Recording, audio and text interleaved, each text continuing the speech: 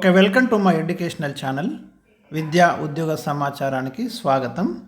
Latest updated news ఒకటి మనకి ఇవాళ ఆంధ్రజ్యోతి దినపత్రికలో కనిపిస్తుంది. ప్రధానంగా టీఎస్పీఎస్సికి కొత్త చైర్మన్ నియామకం, సభ్యుల నియామకం దాదాపు పూర్తయింది. ఇంకా కొంతమంది సభ్యులను అయితే రిక్రూట్ చేయాల్సి ఉంది. ఈలోపు మనకి ఈ ఖాళీ పోస్టుల భర్తీ ప్రక్రియపై టీఎస్పీఎస్సి కసరత్తు షురు అనే వార్త ఒకటి కనిపిస్తుంది. ఇక్కడ చాలామంది ప్రిపేర్ అవుతున్నటువంటి అభ్యర్థులలో కొంత కన్ఫ్యూజన్ ఉంది. ఎలక్షన్ కోడ్ వస్తుందేమో, నోటిఫికేషన్లు వస్తాయో రావో అనే ఒక న్యూస్ నిన్న కూడా మనకి వివిధ ఛానళ్లలో కనిపించింది. ప్రభుత్వం అయితే ఒక దృఢమైన నిశ్చయంతో ఉంది.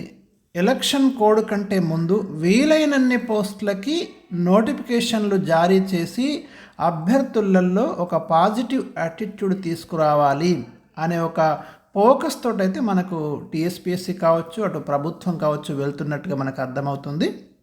దాంట్లో భాగమే టీఎస్పీఎస్సీలో ఇంత వేగంగా ఆ పాత సభ్యులను రాజీనామా చేయించడము, కొత్త వాళ్ళను రిక్రూట్ చేయడము, రిక్రూట్ అయినటువంటి వారు ఇమ్మీడియట్గా ఒక మీటింగ్ కండక్ట్ చేసుకోవడము, వెంటనే స్టేటస్ ఆయా నోటిఫికేషన్లకు సంబంధించి స్టేటస్ను డిస్కస్ చేయడము, ఎన్ని నోటిఫికేషన్లు ఇచ్చారు, కోర్టు కేసుల వల్ల ఎన్ని ఆగిపోయాయి, ఎందుకు ఆగిపోయాయి, వాటిని మనం మళ్ళీ నోటిఫికేషన్లు ఇవ్వాలంటే ఏం చర్యలు తీసుకోవాలి, కొత్తగా పోస్టులను అటాచ్ చేస్తూ అనుబంధ నోటిఫికేషన్లు ఇవ్వడమా ఒకటి, గతంలో ఎగ్జామ్స్ కండక్ట్ చేసి రిజల్ట్స్ ఇవ్వనటువంటి నోటిఫికేషన్లను ఏం చేయాలి, రిజల్ట్స్ ఎప్పుడు అనౌన్స్ చేయాలి, ఇలాంటి అన్నింటి మీద ఒక చర్చ జరిగినట్టు మనకు సమాచారం అయితే వివిధ న్యూస్ ఛానల్స్ నుండి కావచ్చు, దినపత్రిక నుంచి కావచ్చు అందుతుంది.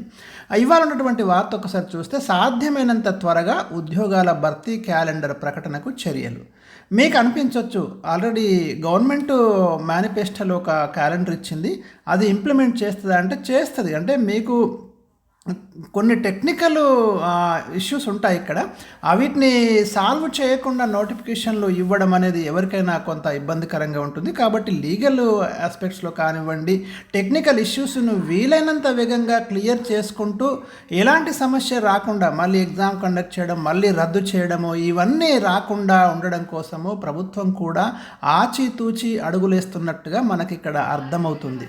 సో సాధ్యమైనంత త్వరగా ఒక క్యాలెండర్ రిలీజ్ చేస్తాం మేము, ఈ నెలలో ఇక నోటిఫికేషన్లు ఇస్తాము, దానికి సంబంధించి డేట్స్ అనౌన్స్ చేయడము, కొంత విభిన్నమైనటువంటి కాన్సెప్ట్తో వెళ్ళాలనే ఆలోచన టీఎస్పీ చేస్తుంటే మనకు అర్థమవుతుంది. కొత్తగా ఏర్పాటైన తెలంగాణ రాష్ట్ర పబ్లిక్ సర్వీస్ కమిషన్ పోస్టుల భర్తీకి సంబంధించి ఒక కసరత్తునైతే మొదలుపెట్టింది. సాధ్యమైనంత త్వరగా ఉద్యోగాల భర్తీ క్యాలెండర్ ప్రకటించడానికి వీలుగా చర్యలు తీసుకుంటున్నారు. ఇది చాలా అత్యంత విశ్వసనీయమైనటువంటి సమాచారంగా మనం చూడొచ్చు. టీఎస్పీఎస్సీ చైర్మన్గా మాజీ డీజీపీ మహేందర్ రెడ్డితో పాటు కొందరు సభ్యులను ప్రభుత్వం నియమించిన విషయం తెలిసిందే.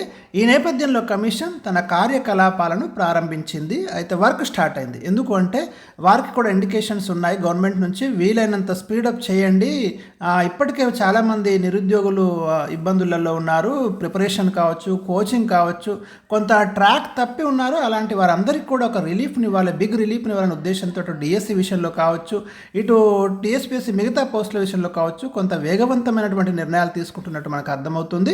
చైర్మన్తో పాటు సభ్యులు టీఎస్పీఎస్సీ కార్యాలయానికి వస్తూ విధులు నిర్వర్తిస్తున్నారు. నిలిచిపోయిన ఉద్యోగాల భర్తీ ప్రక్రియను ఎలా మొదలు పెట్టాలి, ఇది ప్రభుత్వం ముందున్నటువంటి పెద్ద టాస్క్ అని మనం అనుకోవచ్చు. ఎందుకంటే అవన్నిటిని కూడా ఇప్పుడు రివైవల్ చేయాల్సి ఉంది. నోటిఫికేషన్స్ అన్నీ కూడా ఏం చేయాలి, యాజ్ ఇట్ ఈజ్గా కొన్ని నోటిఫికేషన్స్ రిలీజ్ చేసి ఎగ్జామ్స్ పెట్టకుండా ఉన్నాయి, వాటిని ఎట్లా కండక్ట్ చేయడము, ఇంకా మొదలుపెట్టని పోస్టుల భర్తీని ఎలా చేపట్టాలి, కొత్త పోస్టులు ఏవైనా ఉంటే వాటికి నోటిఫికేషన్లు ఎలా ఇవ్వాలి అనే దాని మీదే ప్రధానంగా ఇక్కడ ఫోకస్ జరుగుతుంది.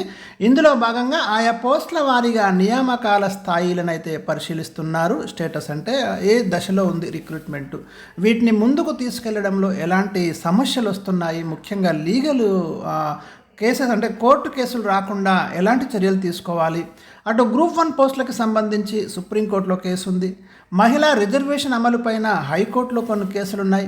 ఇలాంటి న్యాయపరమైన అంశాలను అయితే సుదీర్ఘంగా వీరు చర్చిస్తున్నట్టు మనకు అర్థమవుతుంది. ఫిబ్రవరి నుంచి ఉద్యోగాల భర్తీ ప్రక్రియను ప్రారంభించాలని కమిషన్ అయితే ఒక నిర్ణయానికి వచ్చినట్టు తెలుస్తుంది. అంటే వారం 10 రోజుల్లో పూర్తి క్యాలెండర్ను విడుదల చేసేలా అధికారులు తమ కార్యాచరణను రూపొందిస్తున్నారు. కాబట్టి అభ్యర్థులు ఎవరూ కూడా ఎలక్షన్ కోడ్ వస్తుంది, నోటిఫికేషన్లు రావేమన్న డైలమా అయితే మీరు పెట్టుకోకండి. గవర్నమెంట్ స్పీడప్ చేస్తున్నది, వేగంగా నిర్ణయాలు తీసుకుంటున్నది. మీకు అందరికి కూడా ఒక పాజిటివ్ న్యూస్ త్వరలో ఎక్స్పెక్ట్ చేయొచ్చు. మీ ప్రిపరేషన్ మీరు చేయండి. ఇన్ కేస్ ఎలక్షన్ నోటిఫికేషన్ వచ్చి ఒకవేళ సాంకేతిక కారణాల వల్ల ఏమైనా నోటిఫికేషన్స్ ఇవ్వకపోయినా కూడా నో ప్రాబ్లం, డెఫినెట్గా తర్వాత నోటిఫికేషన్స్ ఇస్తారు వీళ్ళు. అందులో ఎలాంటి సందేహం లేదండి. రిక్రూట్మెంట్ విషయంలో ఎలాంటి అనుమానాలకి తావు లేదు. ఎందుకంటే మ్యాక్సిమం నోటిఫికేషన్స్ ఇష్యూ అయి ఉన్నాయి, ఎగ్జామ్స్ కండక్ట్ చేయాల్సి ఉంది, ఇంకా కొత్త పోస్టులని భర్తీ చేయడానికి ప్రభుత్వము ఆలోచిస్తున్నది. కాబట్టి ఆ విషయంలో మీకు ఎప్పటికి కూడా మరి తాజా అప్డేట్స్ అన్నీ కూడా నేను తప్పకుండా అందిస్తుంటాను. మీ ప్రిపరేషన్ మీరు కంటిన్యూ చేయండి. కరెంట్ అఫైర్స్ కానివ్వండి, మిగతా జనరల్ స్టడీస్ ఎప్పటికప్పుడు నాకు అందిన సమాచారాన్ని మీతో డెఫినెట్గా నేను షేర్ చేసుకుంటాను. ఛానల్ని మీరు సబ్స్క్రైబ్ చేసుకోండి.